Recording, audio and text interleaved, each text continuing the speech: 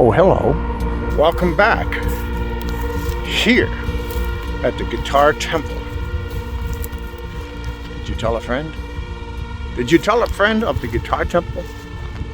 You wanted it all for yourself? No, tell a friend. This is a place for the monks and priests of the guitar. This is the Guitar Temple. And we'd like you to join us. Seriously, I want you to tell a friend and like and subscribe. And let me know where you're from, okay? If you're from Italy, say you're from Italy. If you're from Utah here. All right, I did a video on a tube amplification that I like, and one in which that I do have. I like tube amplification. Of course, I was born in the 50s, but things have changed. There's some solid state amplifiers that are not slobs out there, and here's three that I think that are fantastic amps that you might like. Let's take a look.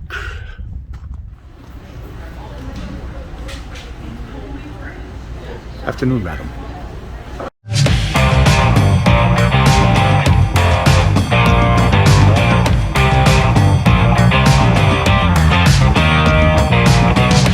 Hi, I'm Mitch Gallagher from Sweetwater.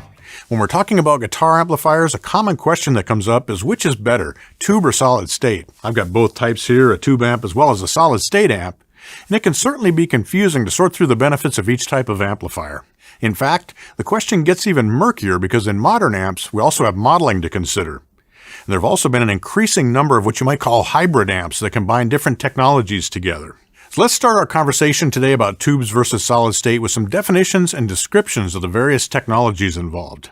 In all cases, what we're talking about is taking the very small electrical signal that a guitar pickup puts out and raising its level or amplifying it to the point where it's strong enough to drive a speaker.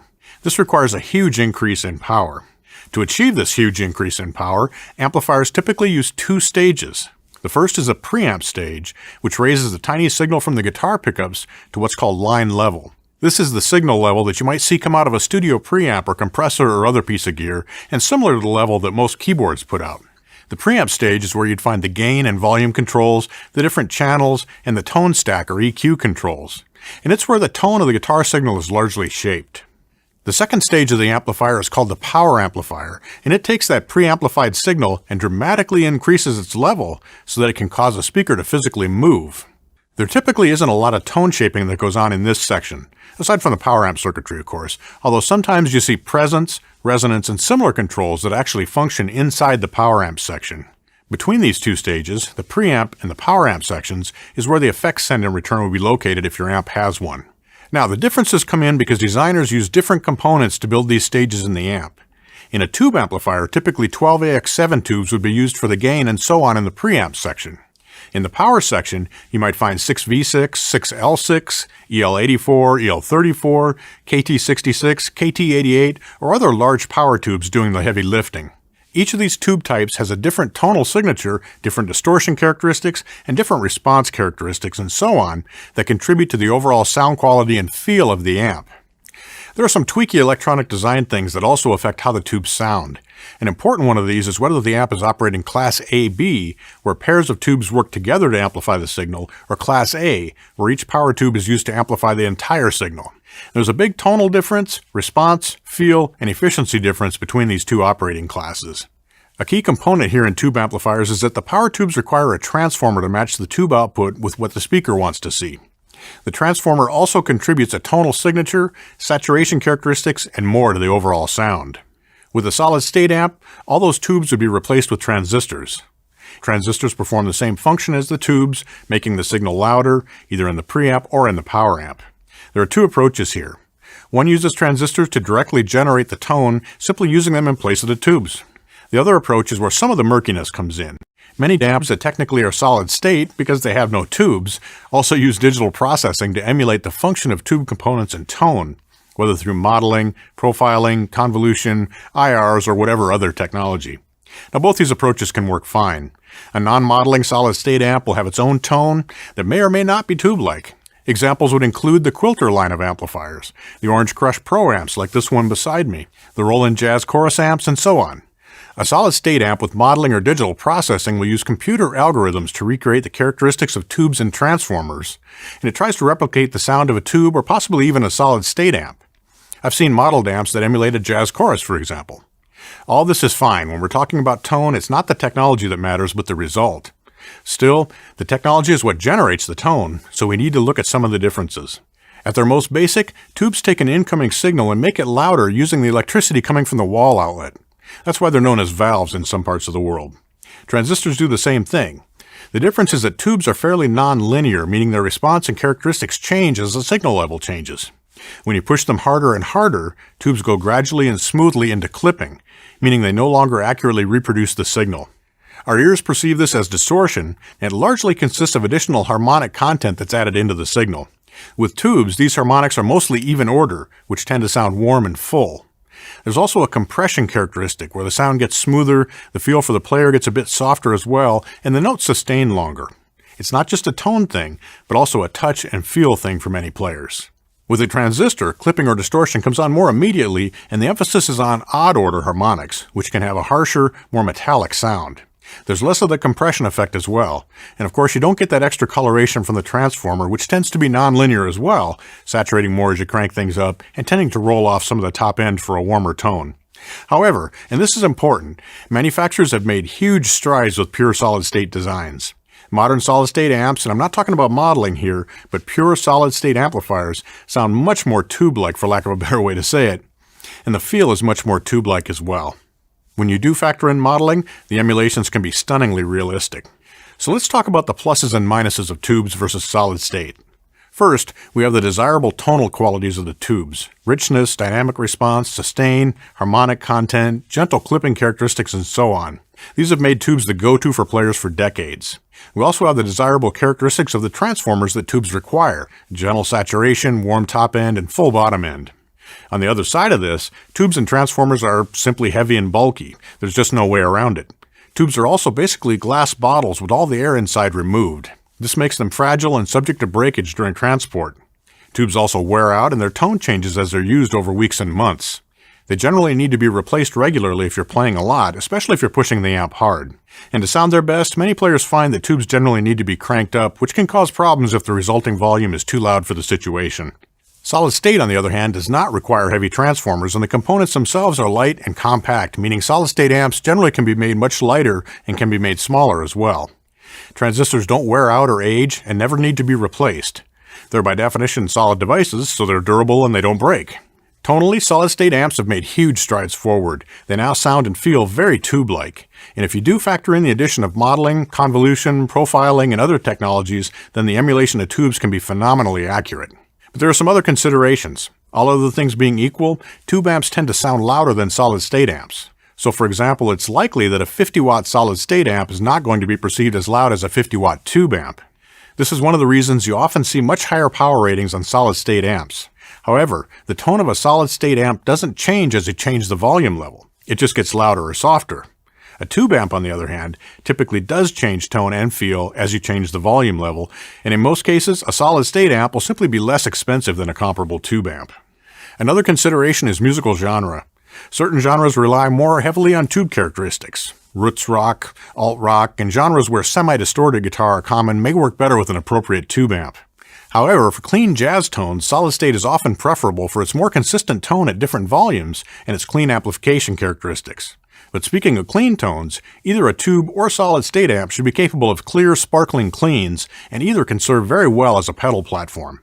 High gain may also go either way. A player may enjoy the slightly softer touch of a high gain tube amp, or may prefer the tighter, faster response of a high gain solid state amp. As a side note, you may see some tube amplifiers that have a tube rectifier, and some with a solid-state rectifier, and some where you can switch between different rectifier types. The rectifier, whether tube or solid state, is part of the power supply in the amp. And that's the section of the amp that converts what's coming out of the wall outlet into usable voltage for the amp components. A solid state rectifier will give a tube amp faster response and may be more desirable for high gain tones, while a tube rectifier will generally have a softer, some say spongier feel that works well for lower gain tones and certain styles of music. So as you can see, so much of this comes down to personal preference. What tone do you desire? What sort of touch or feel do you want the amp to have as a player? What volume are you playing at? What's your comfort level with fragile tubes and replacing tubes as needed? How much does the weight of the amp factor in for you? All these are important characteristics. Tubes versus solid state is a very complex topic, one that goes way beyond what we see at the surface. Those major secondary differences like weight, durability, and price are fairly objective and easy to vet. They either matter to you or they don't. But the primary considerations, tone and feel, are much more subjective and personal. Only you can make the call on those. Choosing the best amp for your needs can require soul-searching and serious consideration, but it's also a lot of fun as well. A great resource will be your Sweetwater sales engineer. Your sales engineer has experienced a lot of amplifiers of all types and can help you work through the many options on the market. Give them a call, and they'll be happy to discuss all the possibilities with you. Thanks for joining me today. I'm Mitch Gallagher from Sweetwater.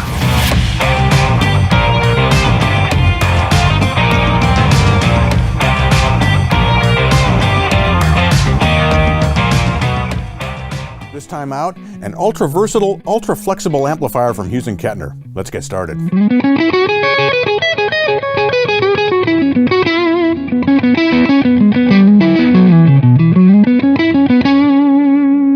Today we're checking out the Black Spirit 200, a new amplifier from Hughes & Kettner that comes in an extremely lightweight, yet provides a ton of capability and plenty of power for any application. The Black Spirit 200 features a brand new technology from Hughes & Kettner. They call it their Spirit Tone Generator. You can see it here right inside this little window on the front. There are no tubes in this amplifier, yet because of the controls and the way they've set things up, this all-analog amplifier feels and sounds very tube-like. The Black Spirit 200 is loaded with features. We have 200 watts of power, and you can switch that down to 20 watts or even down to 2 watts, or in fact, you can use this amp silently either by headphones or using the built-in Redbox speaker emulator on the back panel. We have 4 channels. We have effects built in, reverb, delay, and 4 different types of modulation effects, as well as a programmable noise gate. As far as speaker emulation goes, we have 8 different cabinet types, and a really cool feature in this amp is something they call sagging. It's available on this control here in the front panel. We're going to talk a lot more about that, but it emulates the effects of cranking up a tube amplifier and what happens in the power amp and the power supply section of a tube amplifier when you crank it up. The back panel has an effects loop that we can switch in and out, and all of the settings can be saved into a preset. Now you can recall those presets via MIDI or using the Bluetooth app that runs on iPad. Those presets store everything on the front panel except for the master volume control, so you can instantly jump from setting to setting, completely reconfiguring the amplifier. This makes it very versatile for use on stage. It also has a MIDI output, so you can easily chain this to your other MIDI devices in your rig. The Black Spirit 200 has 4 channels, and each of those channels has been individually voiced to optimize it for performance. We have a clean channel that can range anywhere from a sparkling clean to a pretty heavy breakup. The crunch channel gives us that classic rock and roll breakup, great for rhythm tones, also great for lead sounds. The lead channel ups the gain, makes things nice and tight, lots of sustain. And when you go to ultra, you've got way over the top gain.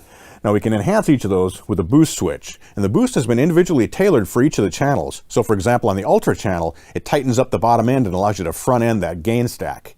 This gives you a nice tight sound, and it's been similarly voiced to enhance each of the other individual channels as well. We'll begin with the clean channel. I'll start off by demonstrating these sounds with my customized Telecaster. This has a Seymour Duncan Saturday Night Special pickup in the bridge. This is a humbucker that has a little bit thicker, a little bit more output than a standard PAF. In the neck, I've got a little 59, which gives us a PAF-style humbucker tone in the neck position. Later, we'll listen to this amplifier with some other guitars as well, so you can hear a variety of different tones with it. We'll begin with the gain all the way up on the clean channel, and this will show you how much this channel will actually break up when you push it hard.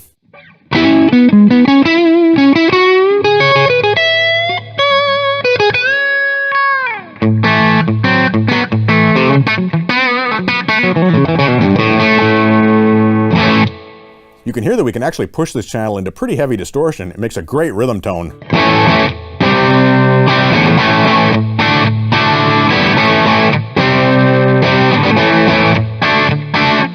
When we back the gain off, this channel provides a nice sparkling clean.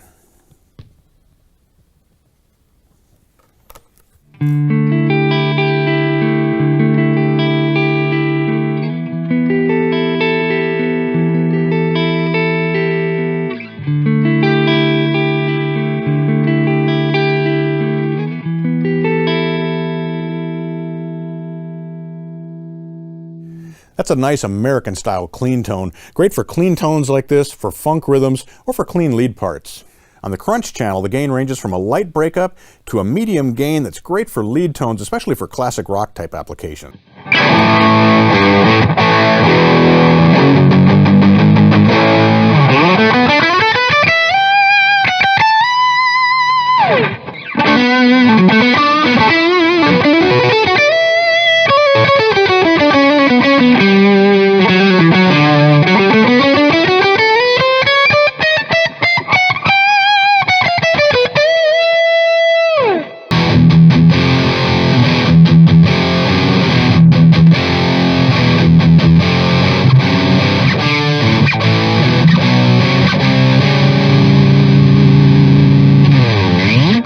Now when we add the boost, we can take things way over the top with the ultra channel, but the cool thing is that it also tightens up the bottom end. So let's back the gain off just a little bit and engage that boost circuit.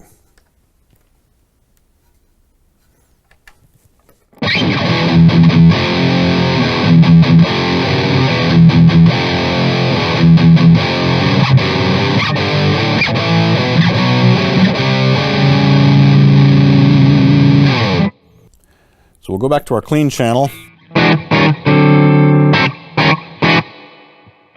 The sagging control is over here after the tone stack. We have bass, mid, treble, and our noise gate control, and then the sagging control. The sagging control emulates what happens in a tube amplifier when you crank it up. So you're pushing the power tubes hard, you're pushing the power supply hard to keep up with transients, for example. This gives you a little spongier feel. It also adds some harmonic content. It makes the sound creamier. So let's turn that control down, and then we'll bring it back up. You'll easily hear the difference. We'll begin with the sagging control turned all the way down, and then I'll show you what it sounds like with it turned all the way up.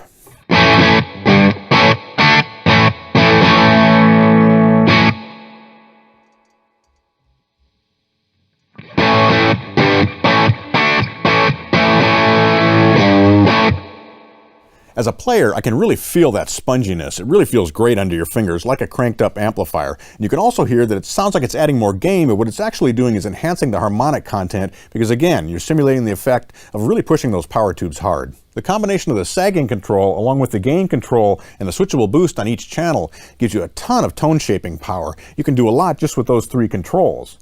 Then in addition to that, of course, we have our tone stack. It's a passive tone stack. So we have bass, mid, and treble, and those do interact. So if you crank the mids up, it's going to affect how the bass responds and so on. The other two tone shaping possibilities here are resonance and presence. Now in a tube amplifier, those would take place in the power amp side of the equation. Presence affects the upper harmonic content that's being generated. So it sort of sounds like a brightness control, but it's doing a bit more than that.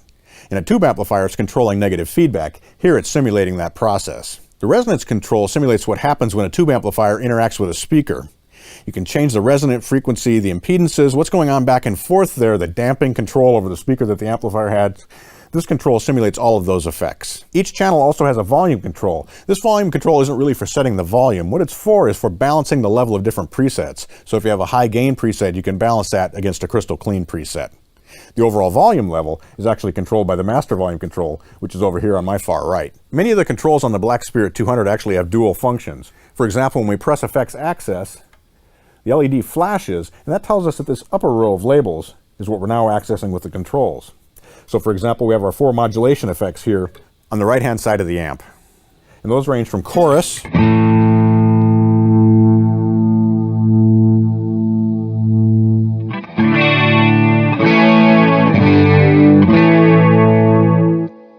to flange,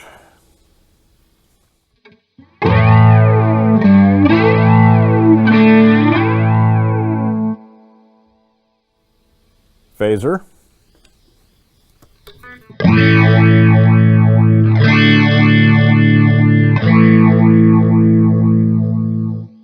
and tremolo.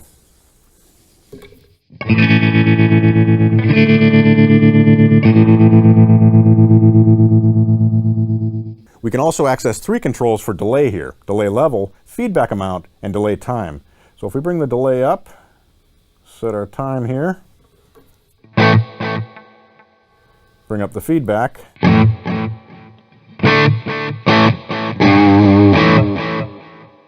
if you're using the FSM 432 Mark III foot pedal to control your Hughes & Kettner amplifier, you have a tap tempo switch right here on the front panel of the foot switch. So we can tap in the delay time.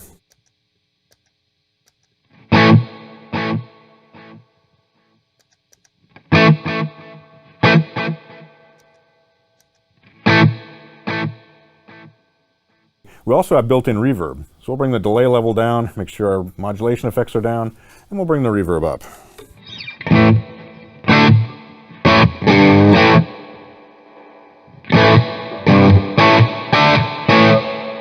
The final effect that's built in is the noise gate, and you probably heard that when we were looking at the Ultra channel. Now the nice thing about the Black Spirit 200 is that it's the first Hughes & Kettner amplifier where you can program that noise gate per channel. And not only can you program whether the noise gate is on or off, but you can also set the amount of noise gating that's happening. You can set that from a very light noise gating to really clamping down and shutting off any noise in the background. This helps to keep the amplifier very quiet regardless of how much gain you're using. Now all these settings can be stored into a preset. And you can have 128 presets at a time in the Black Spirit 200. You can access those presets over MIDI using the FSM 432 Mark III foot pedal or any other MIDI foot pedal, or you can access them using the iPad app. You may have noticed there are a couple other labels here on the front panel, and one of those is cab type. And that's a new feature that's found in the Redbox AE on the back panel of the Black Spirit 200. This is a great feature because it allows you to run direct out of the amplifier into your PA mixer, into an audio interface in your DAW, or if you're in a house of worship for running a silent stage, it's an ideal option. The big difference here is that we have 8 different cabinet types. There are 2 1x12s, 1 2x12, 1 4x10, and 4 different types of 4x12s. Ton of sound shaping option there, and they sound very authentic. Finally, we also have a switch for the effects loop on and off. The effects loop is on the back panel. It's a serial effects loop, works with pedals or rack gear, and you can program that per patch using the effects loop switch here on the front panel. When you have your preset the way that you want it, just store it using the store switch. We've mentioned the back panel several times. Let's take a really quick tour of what's available to you on the back panel. There are a ton of features here as well. Beginning on my far right, we have an aux in. Now this will accept a stereo output from an MP3 player, your phone, your iPad, whatever you might be using to play back music. You can also stream audio actually into the Black Spirit 200 using Bluetooth. And again, we'll look at that a little bit later. Speaker output is fairly self-explanatory. Connect your speaker there. It'll accept either 8 ohm or 16 ohm speaker cabinets. But one of the interesting things about that output is you can actually configure it to either run into a guitar cabinet, as I am here. I'm using a Hughes & Kettner TM212 cabinet. Or you can set it up to run into a full range cabinet. So you could plug this into a floor monitor, you could plug it into a passive PA speaker, or even a passive studio monitor, set this over to full range, and it's going to give you an emulated output that's going to make it sound like you're running through a guitar cabinet. That's a very nice feature. Just take this on stage, plug it into a floor monitor, and you're ready to play. You can set the power output of the Black Spirit 200 to 200 watts, 20 watts, or 2 watts for practicing at very low volume at home. Or in fact, you can use it without a speaker with the amplifier operating silently, either through the headphone output on the front panel or using the Redbox DI output. The last feature is AES, which is controlled here with the switch inside a little slot. And this is automatic power off functionality. After 90 minutes, the amplifier will shut itself off. AES standing for automatic energy saving. I've mentioned the iPad app several times. Let's take a quick tour of what you can do using the app. It makes it so easy to run the amplifier to set up your presets. By the way, Hughes & Kettner tells us that there is a version of the app that's coming for the Android as well. So with the app, you can see all of the amplifier's controls right here on a single screen. You can name your presets here at the top of the screen, store it into a different bank. Those can all be organized into a library here. We can look at the values for each of the controls. You can see exactly what you're doing when you're setting up your presets. Make all your changes, store into a preset wherever you want it located. You can access all 128 sounds in 32 banks of 4 here at the bottom. Your iPad communicates with the Black Spirit 200 using Bluetooth. It's a simple thing to set up. You just pair the two of them together. You can also use your iPad to stream audio via Bluetooth into the Black Spirit 200 simultaneously. So it's very easy to play along with backing tracks or your favorite songs, or if you're learning a solo.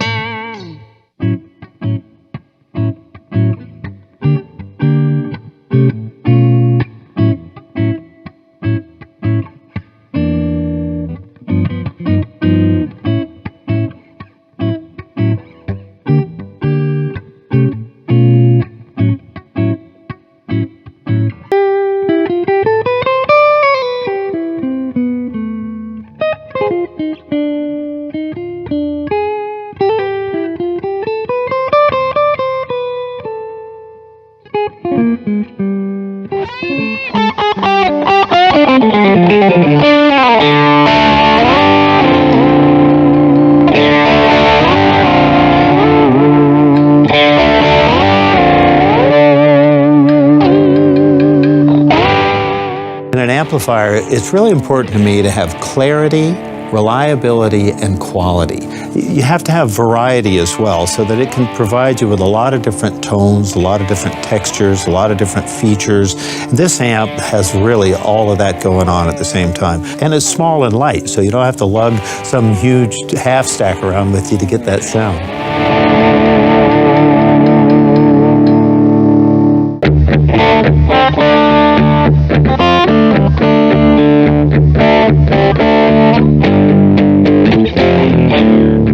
Well, the crunch channel, I think, is really great if you're playing a small club or in a studio where you don't need a massive amount of volume to get a really good tone. It's got a wide variety of being able to control the overdrive and the crunch function on it to the point where you can actually sit in the same room with it and have a nice sustained tone that sounds very, very realistic, very warm and very powerful, although it's not making you go deaf at the same time. So I like the crunch channel on this amp.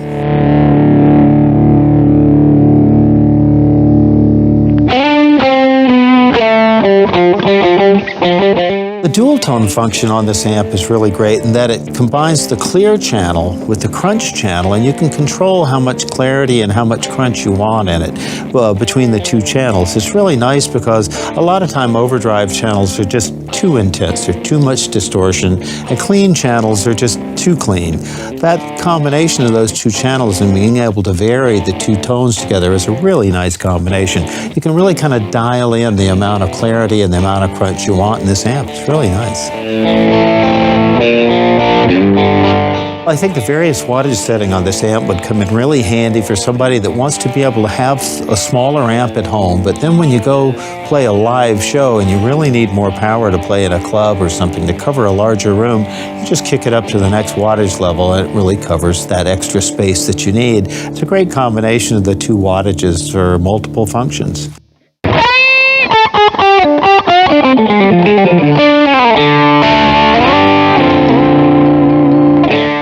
This amp has both a reverb section and a tremolo section in it. And for me, to sit in a room by myself, it's nice to have a little bit of reverb in it. It sounds like you're on a record or in a recording studio where they add a little reverb to the sound of the guitar.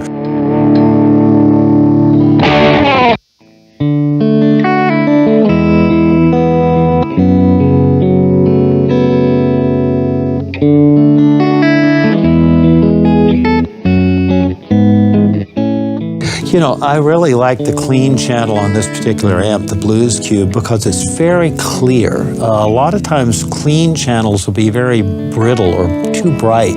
This amp sounds warm, it sounds very much like a tube amp, and it's got a great clarity. The space that's the tonal bloom that you might want to call it in this amp is really nice. It's very comfortable, clean, clear, sincere tone in it. I really like it a lot.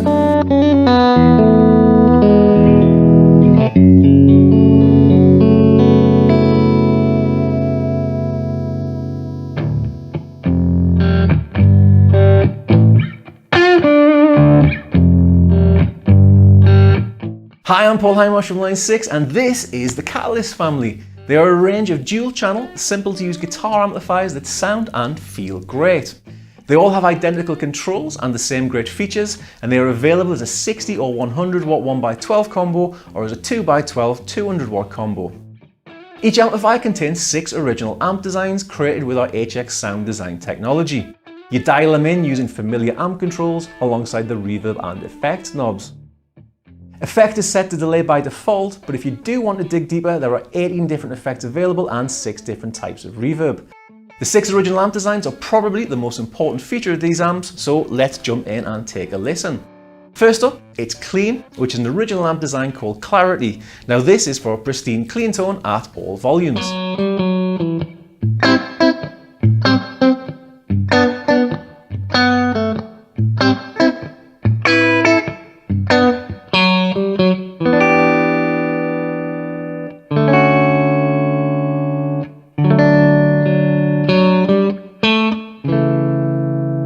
Boutique is an original amp design called Aristocrat, which is inspired by iconic hand-wired tones.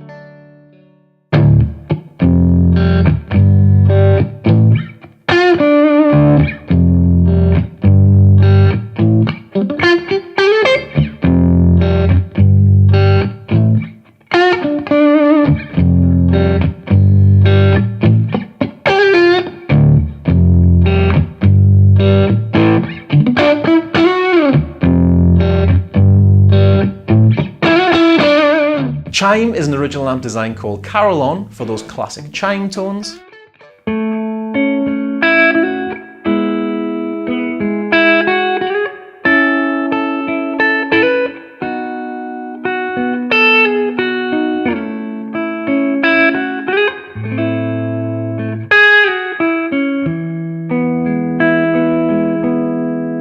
Crunch is an original amp design called Voltage for those crunchy British tones.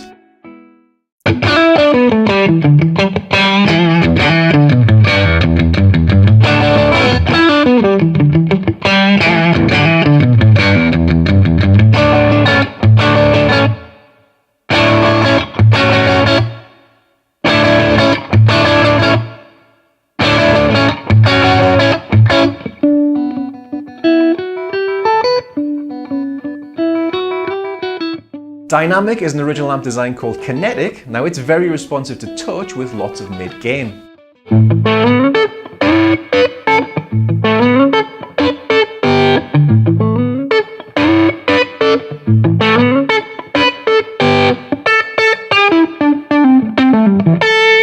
And high gain is an original amp design called Oblivion, which is very high gain with tons of bottom end.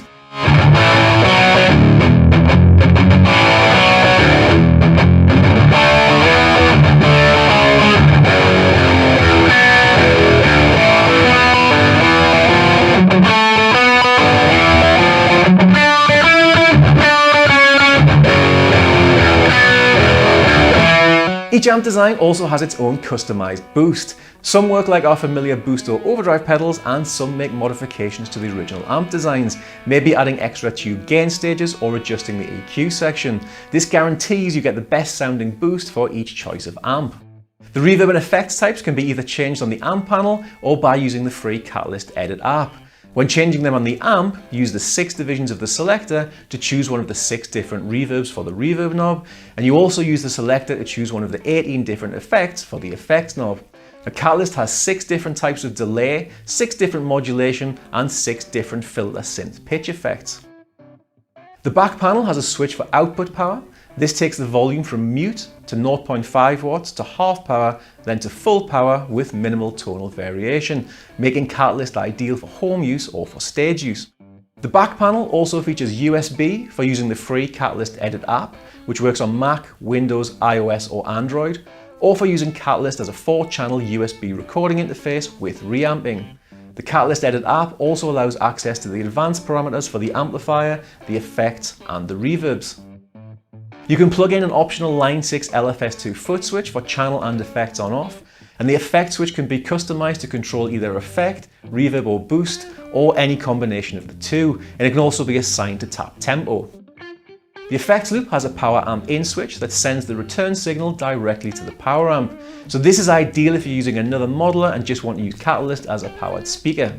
Each amp also has an XLR direct out with cabinet emulation for a pro connection live or in the studio. Catalyst is primarily a dual channel amp, but it is worth knowing that if you do need them, you have 6 banks, so you can save 12 different sounds. Now if you're interested in how you can access the deeper features of Catalyst, check out the next video in the series, and as always, thank you very much for watching.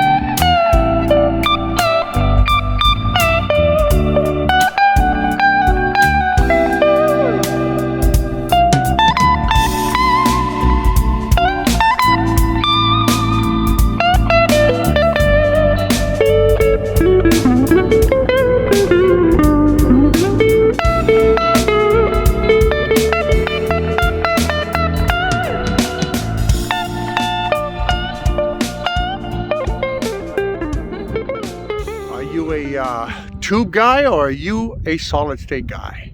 List it below. Don't forget to tell me where you're from. Let me know where you're from. Minnesota, put it down, Minnesota. Anyways, glad you are here. Hopefully you got something out of it. Don't forget to tell a friend, okay? Because this is the Guitar Temple.